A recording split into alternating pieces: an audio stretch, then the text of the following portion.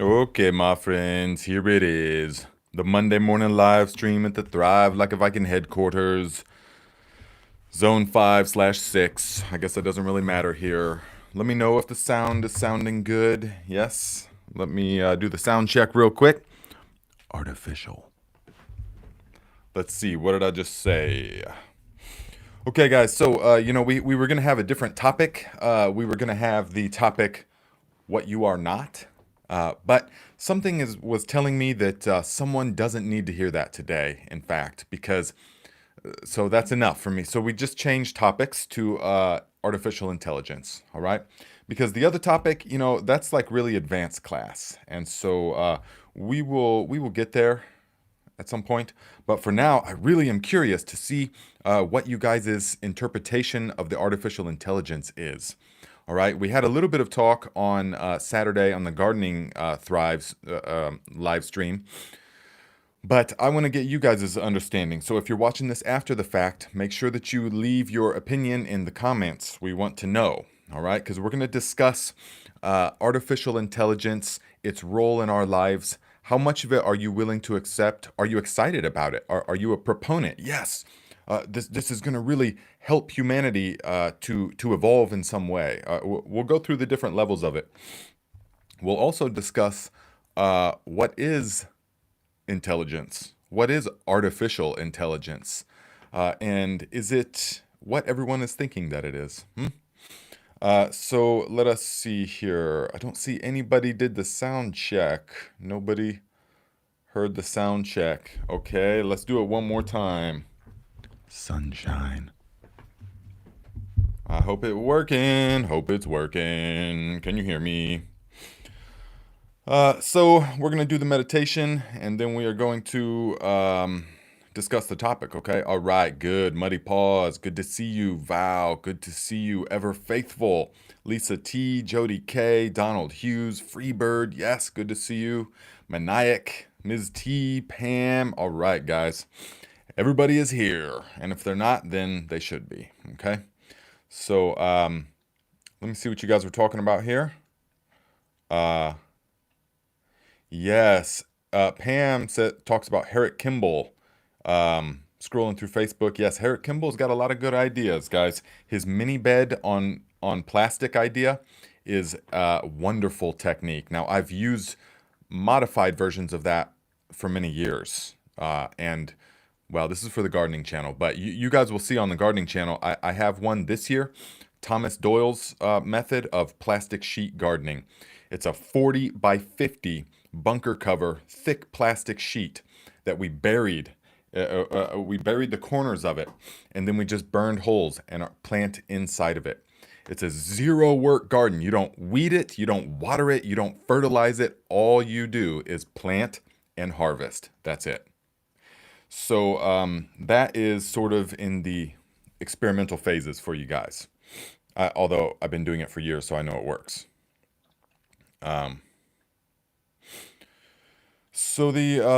Let us see. Graham, hello, good morning, my friend. Pam says, okay. Val, good morning, tribe. Mosquitoes got me the past few days. Yes, they're brutal this year. Okay, guys. Right, Sam Potsick, yes, no fertilizer. Well, foliar, we'll apply foliar applications of aerated compost teas, but that's it. You don't do anything. And it's a 10-year, after you bury that plastic, 10 years minimum. You don't do anything. Just harvest and plant. That's it.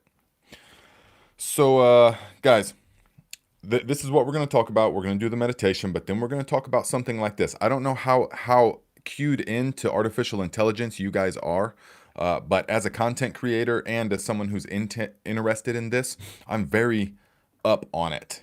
So I'm things like if you don't already follow Evolving AI on Instagram, and they really well, it's just how it sounds.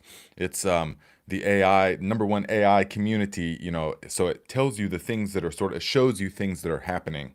And for example, this video here, all these people do not exist.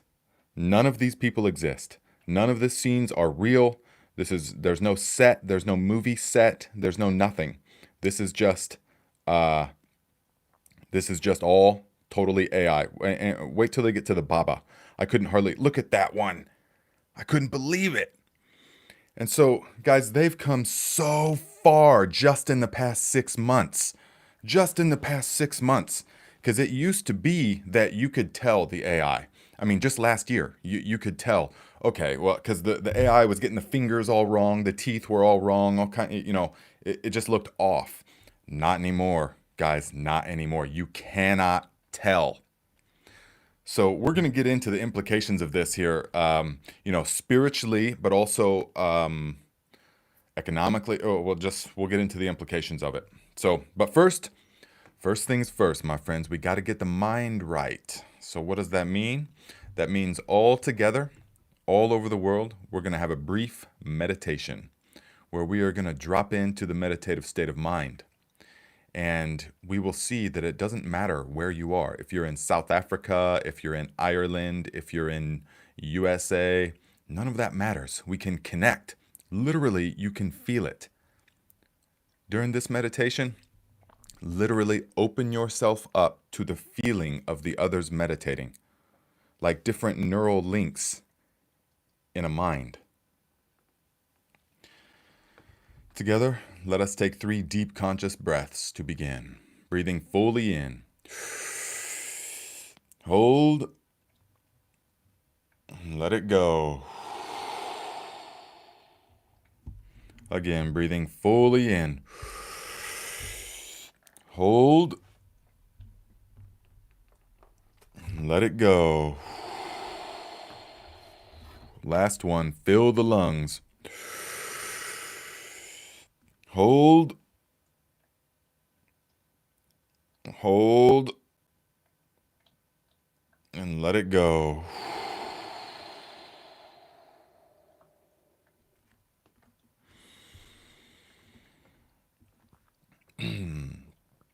Now sit with the spine straight, or you can lay down so long as the spine is straight.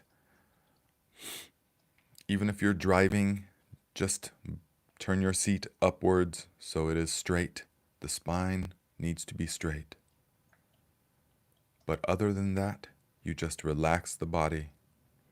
Deeply relax the body. Relax the mind. Let go of the breathing. Just allow the body to breathe in whatever way it sees fit. Don't worry about short breaths or long breaths or deep breaths or anything. Don't worry about anything right now. Just give full control over to the intelligence of the body.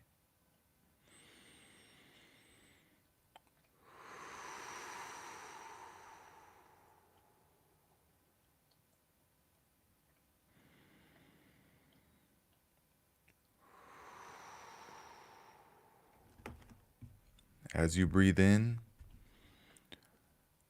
rest your attention upon the subtle sensation of air as it flows into the body. The area around the nostrils, there is a slight sensation as air flows in and out. Focus all your attention only on this subtle sensation and nothing else. Nothing else.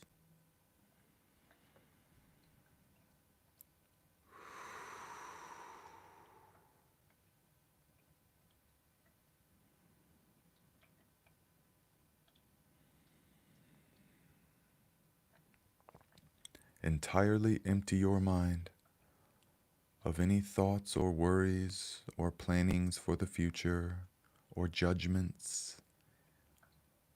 Release all of it right now and focus only on the sensation of air as it flows into the body and back out of the body.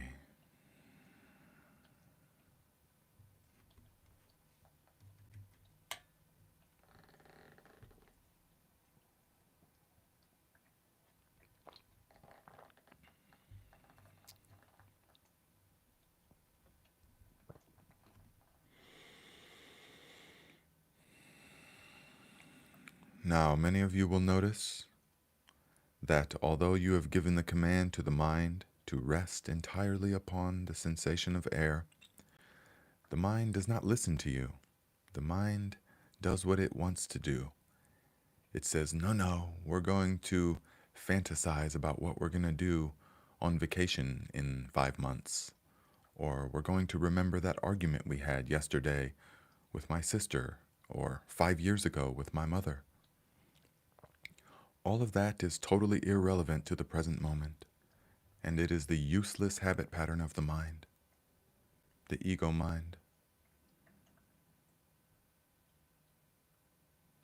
When you realize that your attention has been drawn back into the stream of thoughts and emotions and judgments, just see that it happened and let it go, and instantly bring your mind back to the sensation of air as it flows in and out, in and out.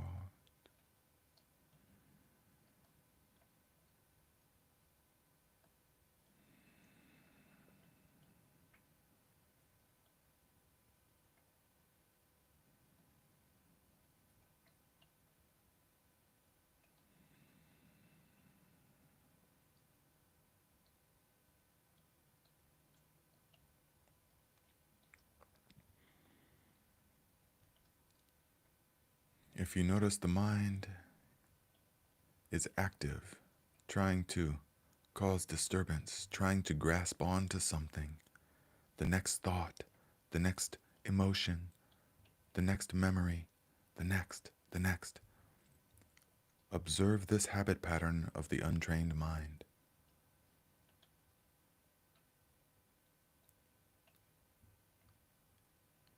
You just observe without judging yourself. You don't say, oh, I've been meditating for 6 months now and still my mind runs where it wants to. I can only go 5 breaths before my mind wanders away. Don't worry in the slightest. Don't worry. Just let go of the whole mess and bring your attention back to the sensation of air. It is always there for you, like a dear friend, anchoring your attention in the now.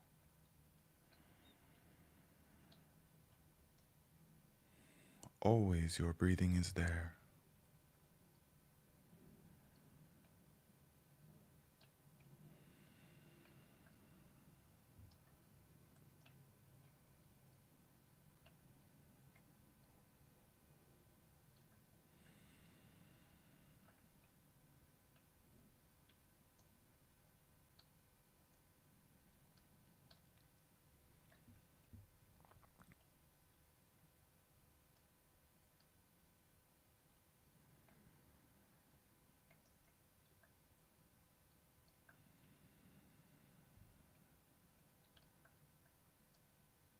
Many of you that have been practicing for a while, you will notice deeper and deeper states of serenity, of peace, of satisfaction, of contentedness, of joy, and of connectedness.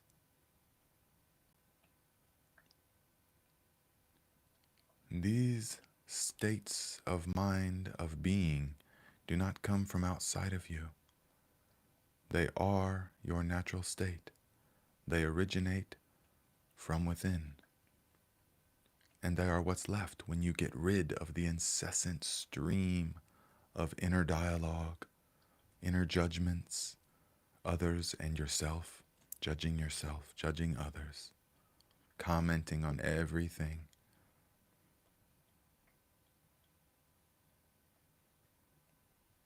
When you step out of this stream, you will realize your own true nature.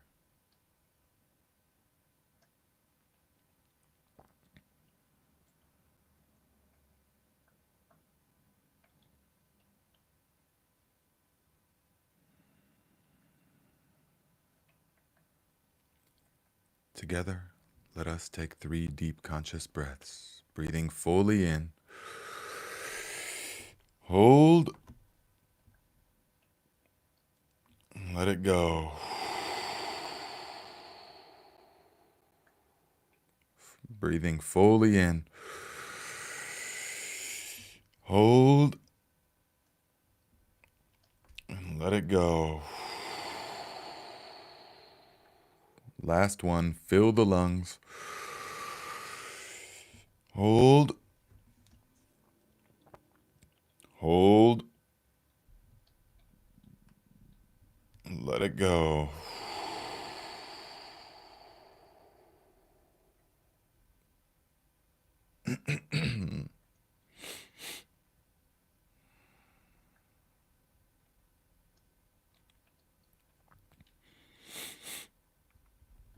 It may seem like the purpose of the meditation is to control your mind. And at first, it is that way. But it's not always that way. Meditation is a tool, like a shovel, in the sense that it is a tool to use to perform a task. But then, when the task is done, you don't continue to carry around the shovel all day, all the time. You can put it back. In a similar way, this type of meditation, formal meditation with an object of concentration, such as the breathing, this is a tool. The goal is not to train yourself to only focus on your breathing and nothing else ever. It seems robotic.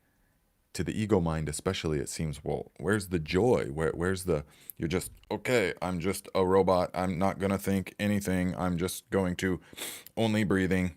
Yeah, it's actually the total opposite of that. So it is a tool that we use in order to do what? In order to retrain the mind into a state of non-reactivity. This is the essence of it. You train your mind into a state of non-reactivity. Your whole life you have gone one thought to the next emotion, to the next reaction. One thought creates a reaction. Thought, emotion, reaction. Boom, boom, boom. They're firing so fast that you can't even discern their cause or the origin or where they go. This is the state of the untrained mind, the unobserved mind. Something happens, you react. Somebody says something, oh, you react. You see something on TV, oh, you react. This is the mind that is deeply enslaved. The reactive mind is the mind that is deeply enslaved because it is dependent. Someone that says something can offend you. Oh, you get all offended. They have control over you. A situation, oh, you're just stressed out and you're done, you're over it. And the situation has control over you. Somebody comes into your life and they say something about you or a judgment on your situation, oh, and now you're depressed. They have control over you. Anything that alters your state in a reactive way has control over you. So the meditation is to recondition the mind to be non-reactive, to create that space. And how do we do that? We observe. Every time the mind goes away, wanders away, and we notice, we just bring it back. We don't say, oh God, again. Okay, bring it back again. Bring it back again. You're reactive. You're being reactive to the situation. And so that is actually just furthering the reactivity of the mind. That's why you be patient with yourself, infinitely patient. This is the deepest workings of the mind, the foundation of your experience in this realm. It deserves your utmost attention. And so each time you bring it back without reacting, you are strengthening that muscle. until the point comes when the separation occurs and you see yourself as the observer of all the things that are happening in your life, your emotions, your the pleasure, the pain, the thoughts, the desires, the motivations, everything, all of that. You now see it as though you're watching something else happening. You become the observer. Now, at first, you oscillate between being in the movie and being the observer of the movie, watching the movie. Yes. And you'll have experiences of being the observer where everything seems at peace and calm and happy and just overall just happy. You're just happy for no cause, no reason. But then you'll go back into being all stressed out or depressed or anxious or whatever it is, the whole range of movements or emotions.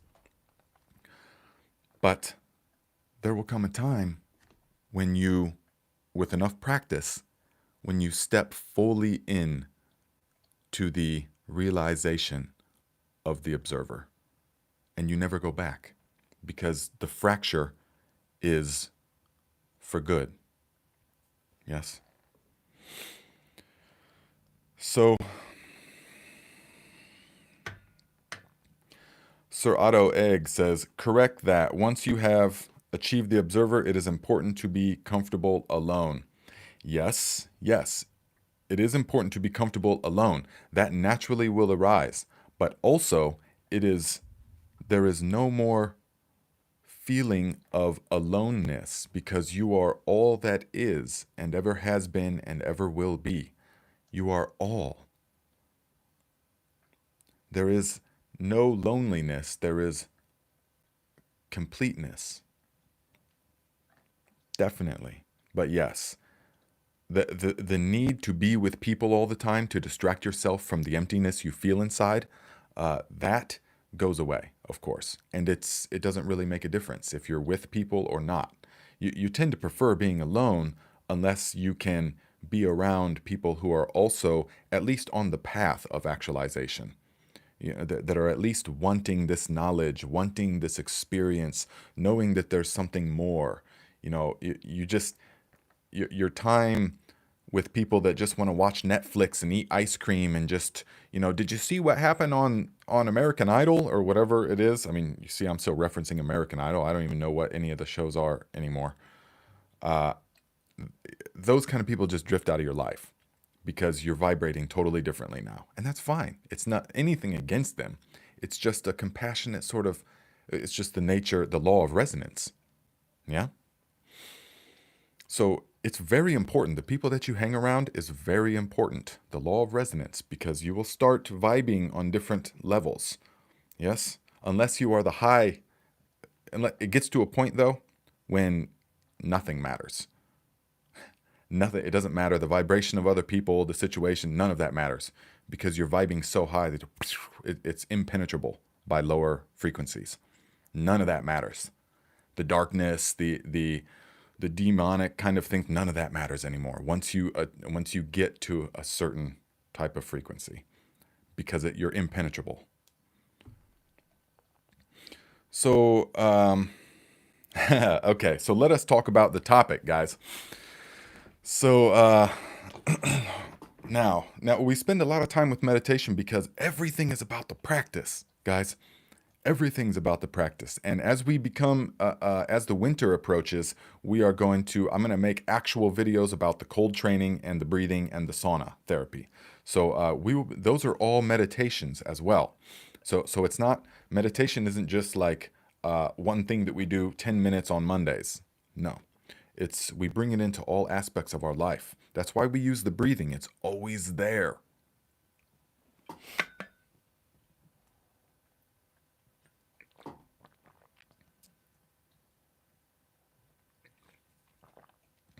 So, Lisa T says, for me, meditation has transformed from excruciating struggle to a practice I look forward to. It has welcomed clarity in my day and took many, many months. Stay with it.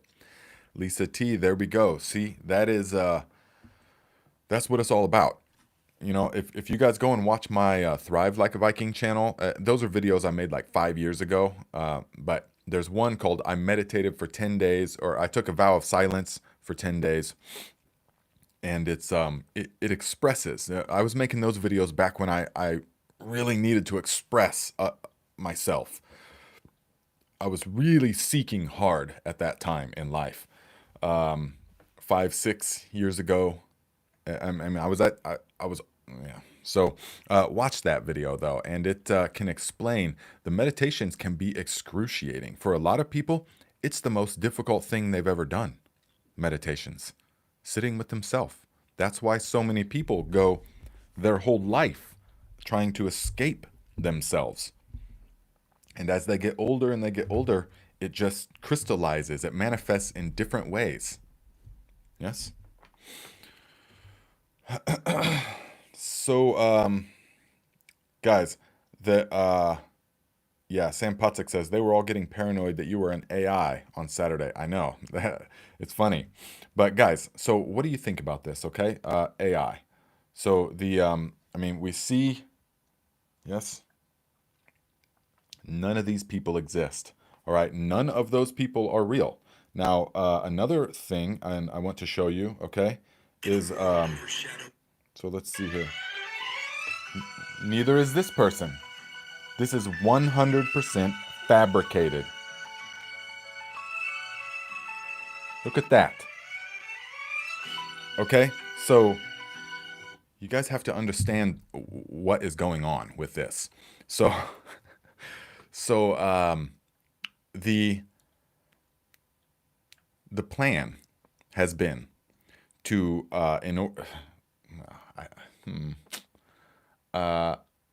so first you have to bring the internet to become the central pillar of human society.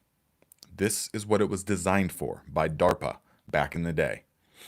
You have to bring the internet. Okay, it was designed by DARPA. Of course, this is, we all know this by now, right? The defense R&D sort of defense arm of the Pentagon, of the CIA and stuff, DARPA. And so they developed the internet. Now, they don't develop tools for the good of humanity. You know, they develop tools that like the bow and arrow, that is a weapon. You know, they develop tools that are weapons, that can be, but they're about weapons manufacturing and designing. So they didn't just accidentally form the World Wide Web, the internet. All right. Now, look, if you type in pictures of or representation of fiber optic cables connecting continents, fiber optic internet cables connecting the continents.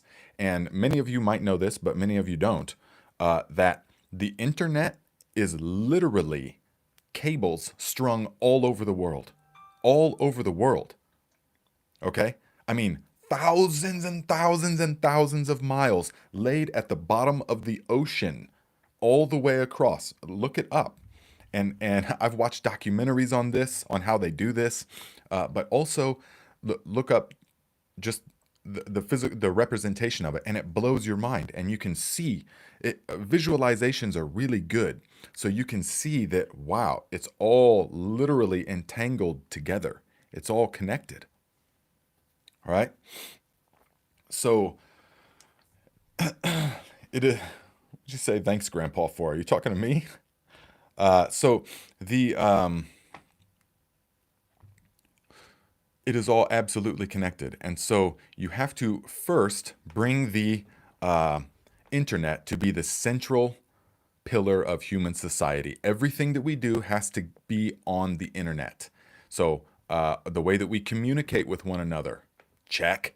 The way that we do banking, check. The way that we learn anything, check. The way that we control our washer and dryer, the way that we I mean, all this smart stuff, everything has to be smart, you know? So smart means it's linked up to the grid. to the AI neural network. This is what's happening. This is what's being developed. Okay?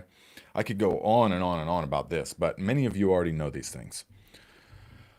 So this is what is being developed, and we can see it right before our eyes. If you read books from the 90s where they were talking about this kind of thing, what is coming, like this kind of plan for humanity, every single thing has happened, is happening right now. And so now this plan, the plan has been in place for a very long time. When they wrote the books back in the day, when Orwell and who was the other one? So like Huxley, when they wrote these kind of books, they weren't just guessing that that's what was sort of planned for humanity, for human society. They weren't just throwing darts, blindfolded. They were clued in to the sort of overall plan direction of the way things are being sort of guided. And so you can see when you read like A Brave New World or Animal Farm, 1984, those kind of, yes, exactly. So when you read these, they didn't understand exactly how it was going to be implemented, but they understood the plan. Somehow they were clued into it. Now, that could be clued in from some kind of source, which many people think is what they were clued in, or it could be clued in from just being open to the heart energy, that they could just tap in that way. But they were clued in. And so the internet is the way that all things are now connected, but also monitored. So everything that will be monitored and traced and tracked and measured. So remember this, what you cannot measure, you cannot really control. What you can measure, you can control. And so when you have every single input from humans, it's data. It's all about data.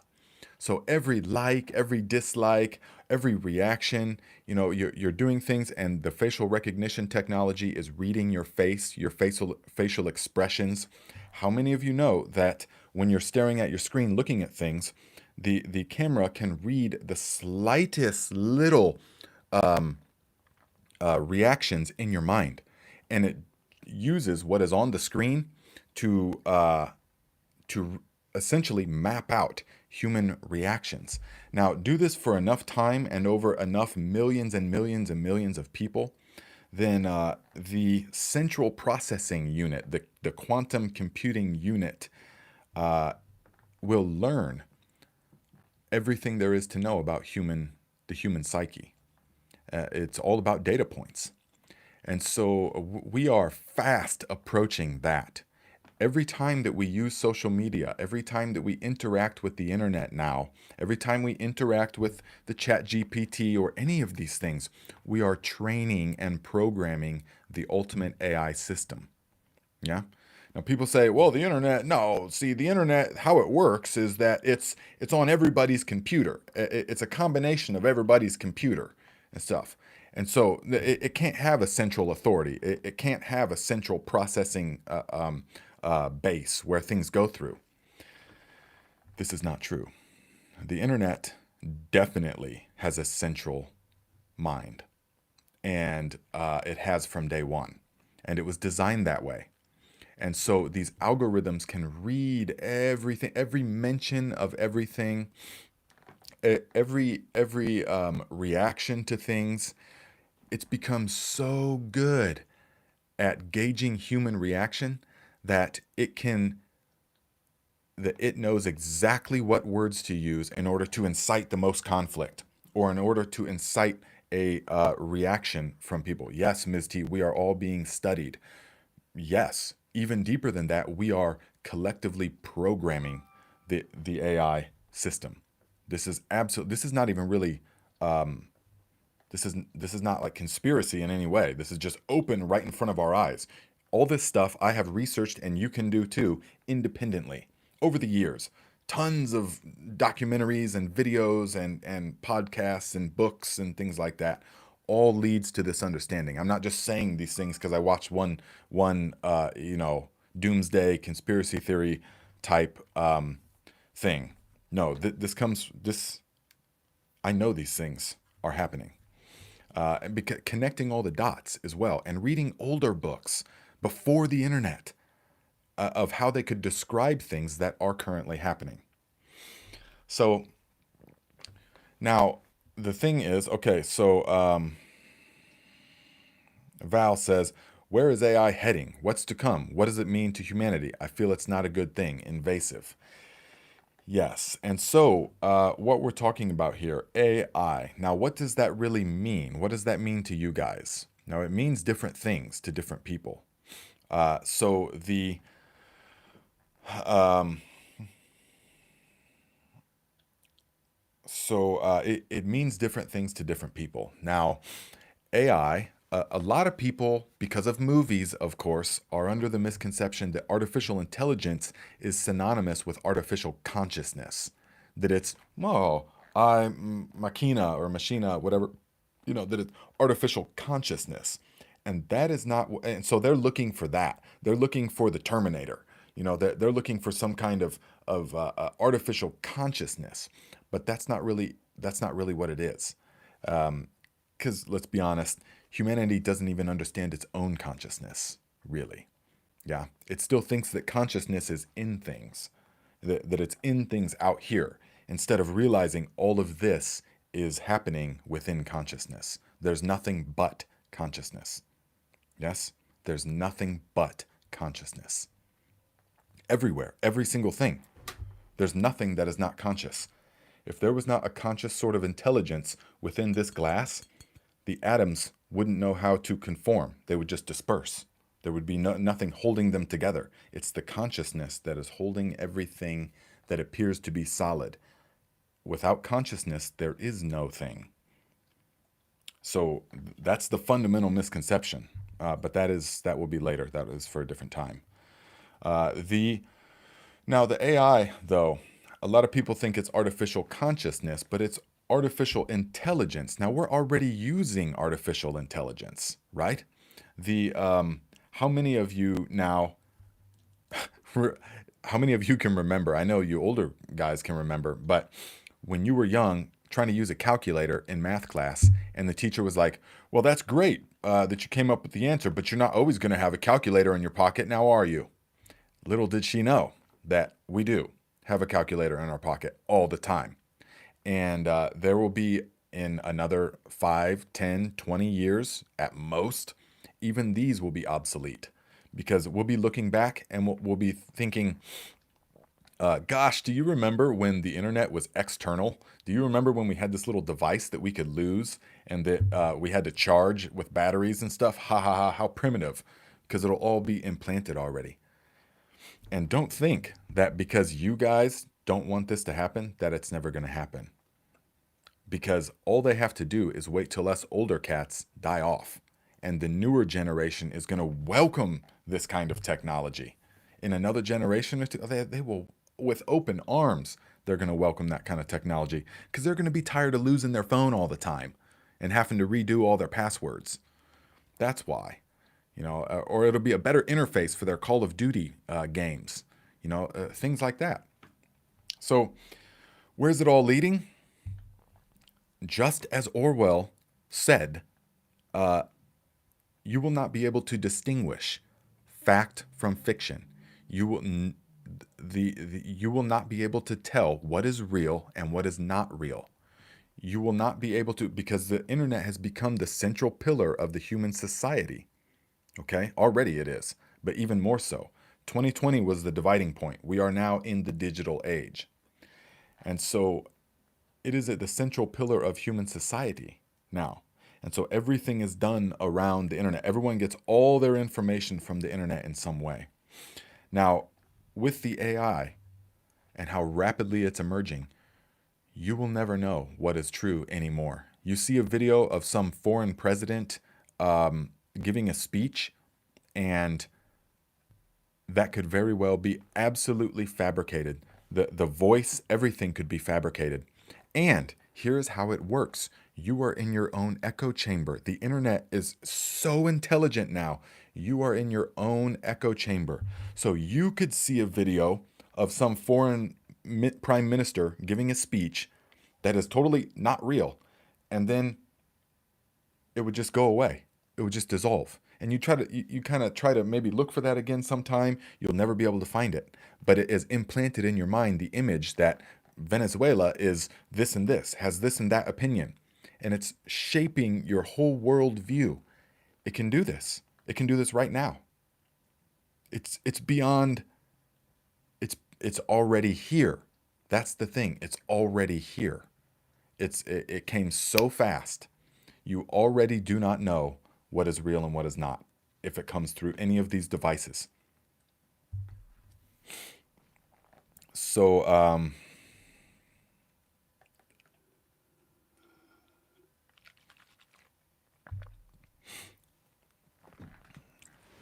Pop Perm says, I don't think we will have the resources or the energy, meaning lithium or oil, to sustain internal internet.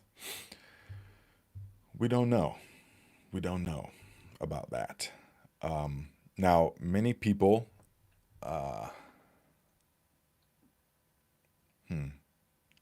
okay, let me just give you a scenario. I'm not saying that I believe this, okay? So the more that you know, the less that you the less you actually know. So you can become comfortable with just playing with a theory or just observing and not immediately, no, that could never be, that could never happen, or immediately adopting it and say, yes, that's the way it is. No, through the meditation and through the awakening, you don't have to immediately decide on something. You can just observe and you can feel it out and you can just play with the concept. But listen, now there is a theory that let us suppose that it is that it's just physically impossible to travel through space, through intergalactic space. Let us just suppose that there's no wormhole, that there's no kind of anything that can be. You can't send a body through those kind of distances. Okay, let us just suppose that. That's the basis of this theory now. Okay, so, but let us suppose that there is other civilizations out there. Of course there is. So let us just suppose that there's other civilizations out there. And if they evolved at a different speed and at a different time, they could be 10 million years more advanced than the humans are in our, or even 1 million years, or even 100,000 years at the exponential rate at which we are growing. Can you imagine the advancements? Think about how exponential growth of technology has happened now. Okay, for 5,000 years, the pinnacle of transportation was the horse and buggy, the chariot, the absolute pinnacle of transportation for 5,000 years or more. And then it took only 200 years to go from the horse and buggy to the stealth bomber, to the spaceship, to the International Space Station. It took only 200 years. Like that. Really, it took less than that because it took, then the automobile and then the airplane and then boom, boom, boom, boom. It all happened in 20 years. So fast. Do you see the exponential growth when you think of the technologies? So imagine another 100,000 years of that kind of exponential growth would be totally beyond comprehension to us. It would seem like magic. Whatever kind of technology that civilization would have would appear to us as magic. But I don't know how they're doing it. Even our technology now. You know how to use the technology, but you don't really. You couldn't go to your backyard and mine the things need and build one of these. You couldn't. You don't understand it. You just know how to use it because it's already alien-like technology. Right now, I'm speaking to you. Pam, you're in South Africa. All the way, that used to take months to get a correspondence. Just 100 years ago, that would take 6 months to get a message to South Africa. And now just boom, boom, boom, boom. Ireland, Graham, boom, boom. Just like that. Kenny in Lodi, that would take 4 months of traveling to get a message there. But now, boom, boom, instantaneous. Think of how fast the advancements are coming. So, it is not unreasonable at all to think that a civilization that has another 1,000 or 100,000 or million years on us in that sense could develop technology that, okay, we're going back to our original understanding that let us suppose that just intergalactic travel of a body is not possible, okay? So what would we do if we need, what are we already doing when we're exploring other places? If we want to go to other places, what are we already doing? We send our technology first, okay? We send our probes, we send our technology first. So there is the theory that all of this technology is another civilization has sent their technology here. A civilization that was able to upload their consciousness to to digitalize their consciousness. They don't die. They don't need food sources. They're harnessing some kind of energy that we're not aware of, which could easily happen, given the understanding of technology. And so they have sent their technology first to us. And that is when the exponential growth started. They have to first, and it's being the people that receive this. Now, remember, I'm not saying I believe all of this. I'm saying here's the theory. Just play with it in your mind. So that the knowledge, the technology was received by a certain groups of people. And it's being slowly doled out over the decades so that humanity can build itself, its technology, to the point where we can upload our own consciousness. Then that civilization, those consciousness can quantum entanglement like upload and arrive. Do you understand what I'm saying? That's how they arrive. That's how intergalactic travel is possible. You have to send the technology first, then they have to set up the civilization has to set up the technology, and then they can come. So it's a theory, but use it to exercise the mind. Is that totally impossible? Is that impossible, what I just described? How could you say it's impossible? So these are the levels of things that we are talking about when we examine AI. And when we look at why are we why are these people developing this kind of technology?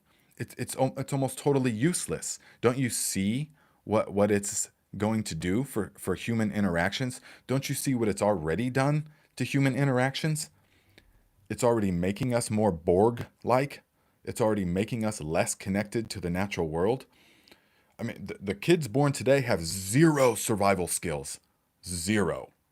I mean, there are exceptions, of course, but for the most part, guys, I mean, this new generation is just helpless without technology. So you have to ask yourself why. When you see these drones and you see all this AI technology, what's the point? What good is it doing to humanity? And it's almost like these people that are developing it are possessed by some kind of, well, we just got to develop it because we can, because I'm working on the new latest project and I'm going to develop this thing that you can implant into your mind. And you don't see the potential enslavement of humanity with that technology that you're developing. Well, who cares? I'm developing this technology. Why? Ask yourself that. I mean, ask these people that. I can't come up with a good reason. There we go. Ms. T says, but it's all by design. Exactly. Exactly. It's being doled out. This kind of technology is being doled out. I mean, it's being dished out to different. There are underground labs. Now, when I say underground, I don't mean literally people in a bunker, although maybe that is true. I just mean private. Not publicly traded companies, not on the stock exchange, not on anyone's radar. You wouldn't be able to pick out these people from a lineup. There are companies, private underground companies that have technology that is, they say, 100 years more advanced than what the public has available. You know, if you're old enough, you know the past 20 years or since the 90s, how much things have changed. Can you imagine in 100 years at this rate? If that's true, even 50 years technology, it would appear like magic to us. It would. So, guys, there's not a lot of answers in this talk, but there is. I want you guys to exercise your mind like this. You ask yourself these questions, and a lot of them are rhetorical. But why? Why the technology? And how much of it am I willing to accept into my life? Do I need it? That's the thing. Do you guys remember when the cell phone came out? Okay, which that made sense. That was super cool. I remember calling my best friend Ben. My stepdad had like a car phone, a big sack. It was a big like briefcase with a battery in it, and then it was real heavy, and then it had a cord and a big phone. And you know, I remember calling my friend one time when I was young, and I was like, "Hey Ben, hey, guess where I'm at?" He was like, "What?" I was like, "I'm in the car," and he was like, "What do you mean?" I was like, "I'm on a car phone."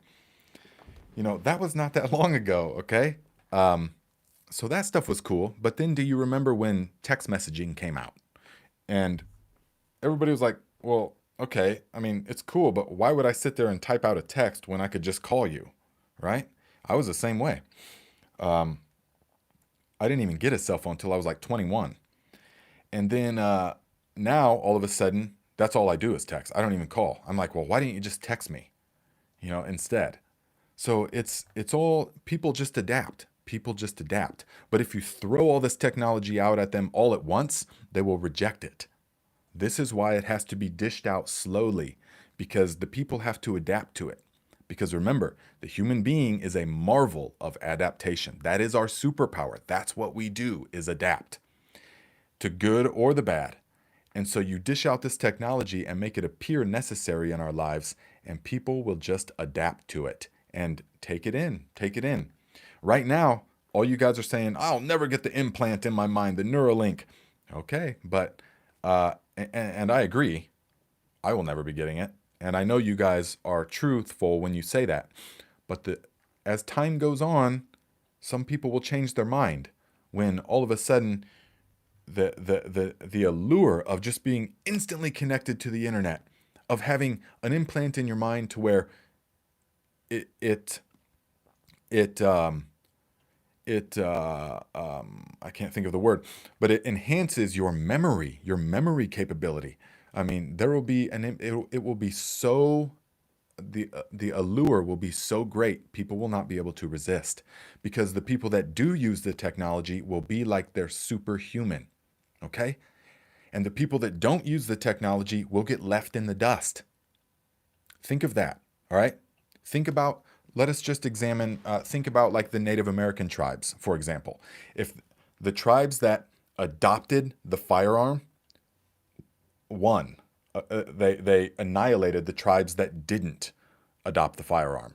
So imagine if, so there's two tribes, and the outsiders come and say, hey, here's horses and firearms, all this incredible technology. Well, what if there's another tribe that says, no, this new technology is not good for us. I'm never going to adopt it. I'm going to stick with the old ways of the bow and arrow and the spear. Well, okay, that's fine. But the laws of this world are such that the tribe that adopts the horse and the firearm is going to crush you, and you're going to fade into oblivion and be no more.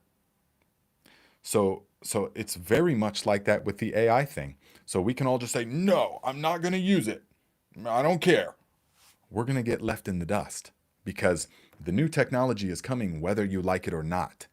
And the cyborg human is coming whether you like it or not. And so these are the questions you have to examine. And you have to look at history, and you have to say, okay, well, the people that didn't adopt the new technology just get left in the dust.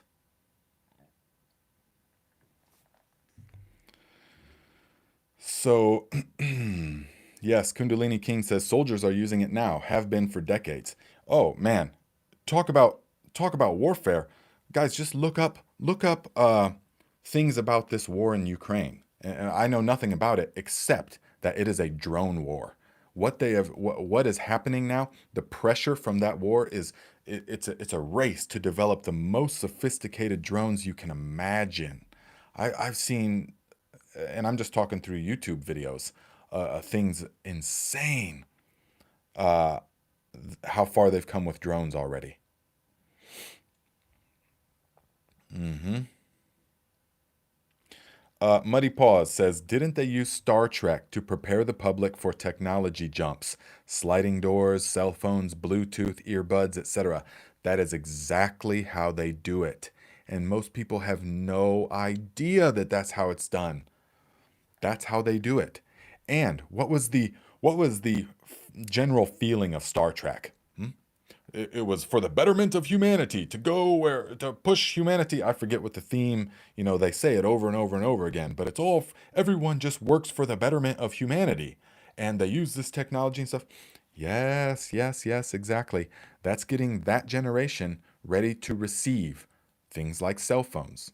They already knew this technology existed. Don't say it's not possible. How would you know? This technology's already existed, and they're just preparing people to receive it so they don't reject it. Yes? Remember that story. If you're going to be left with one thought of this talk, it is the story of the tribes. The tribe that adopted the technology crushed the tribe that didn't. And so then everyone becomes the one that did adopt the technology. That's the kind of technology that is coming, that is already here. It's already here. If you don't have a cell phone, you're almost handicapped. If they don't even call it a cell phone anymore, do they? I mean, if you don't have a device, you're almost handicapped. Everything has to be done through that. I get tons and tons. I mean, my job is social media now and internet based, but I get tons of things through this. Without having one, you're already almost handicapped. You will get left in the dust. So if you're like, no, I'm gonna still use dial-up internet because I don't like the Wi-Fi interacting with my brain and scrambling the toroidal energy field of each one of my living cells in my body. I don't want that in my mind. Okay, so I'm gonna use dial-up only. Okay, do you see the problem here? Or I'm just not going to use the internet at all. Okay. Also, again, how are you going to do your banking? How are you going to do your thing? It, and if you're like, well, then I'll just write checks and I'll just go to the bank. All that's going to become obsolete. You don't understand. If you think that there's a way out of using these technologies in the long run, you don't understand the game yet. There's not going to be a way out of using these technologies. You will be forced into using these technologies, whether you like it or not. So the question becomes how to operate in that realm while maintaining my human nature, my autonomy, my own thoughts. That's the question. Yes, Kundalini King, it's how you use them. It is, definitely. Yes.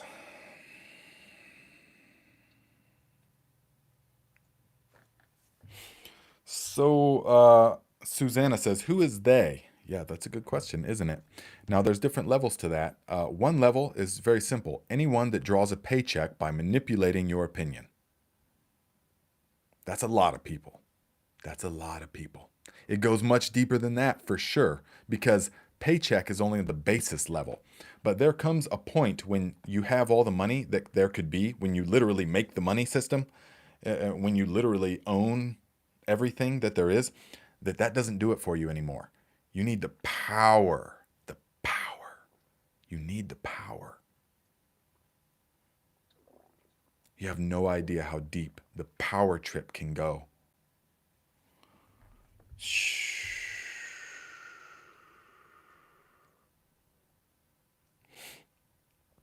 Yes, yes. Okay, so guys, we're just gonna leave you with that. Okay, where there's not always like a hopeful happy ending, but what we can do is we can write our senator and tell him that we don't want cell towers in our area. Yeah, yeah, yeah. Okay, I mean, that's fine. You can do that. But the question becomes, okay, how am I going to operate within this realm and still maintain my peace and autonomy and my human nature? Yes? We will do this through the meditation and through the practices. Am I the slightest bit concerned about any of this technology? Not one bit whatsoever. Not one bit. But do I know that it's happening? Yes. And Muddy Paw says, yeah, it's not all rainbows and butterflies. Absolutely. And we get this a lot in the spiritual kind of community where they just can't even examine stuff that is like this because it just cognitive dissonance. No, but we're all going to be singing together and holding hands in the future. And no, not necessarily, my friend. And it doesn't matter. Because the only thing that matters is that the individual awakens. If that happens, or when that happens, everything else becomes irrelevant. Yes, there we go. Jerry Bates says, what if the implant defies death? Yes, this will be so alluring. The fundamental nature of human fear, the fear of death, what drives so much of humanity. What if they were like, well, hey, we can upload we'll put these implants in your mind, and then you'll never die. If you get in a car accident, boom, you'll be uploaded to the mainframe, and we can put you into another avatar in no time. What if it's like that? And you're like, okay. You know, I mean, people, they'll make it impossible not to accept these. Yes? Yeah, that's the thing. Exactly. Sir Otto Egg, yes, it won't be the same. Of course, it will not be the same. Uh, remember Techno Viking, yes. So, okay. Yes, Kenny Green says, we couldn't benefit from you, Nate, without this current technology. I can't imagine not knowing you. Thank you, my friend. Yes. And we will get to your topic, definitely. I just wasn't prepared for it. The question that you wrote, we will get to that, definitely. But you're right. So I guess there's the hopeful thing at the end, all right, is that it is all about how you use it. You know, it can be used as a tool for benefit, as we are using it right now. Definitely. While it's still at this level. Yes. But how many of you remember 2020 when you were all of a sudden forced, almost pretty forced to do things you didn't want to do for the first time? Crazy. All right. So yeah, it's all about how we use it, guys. I mean, this is a wonderful platform, but are we going to get off of here and then just shiver in fear about the AI that might be coming or might be coming into our lives? Absolutely not. Because we're going to do the practices and we're going to become actualized. And then none of that is going to matter one bit whatsoever. AI. The awakened consciousness laughs at AI. So, okay, guys, thank you very much for being here. This was a different kind of episode, yes, but I'm glad that you guys can stomach this kind of stuff. It's very important to be able to see all aspects of it, all right?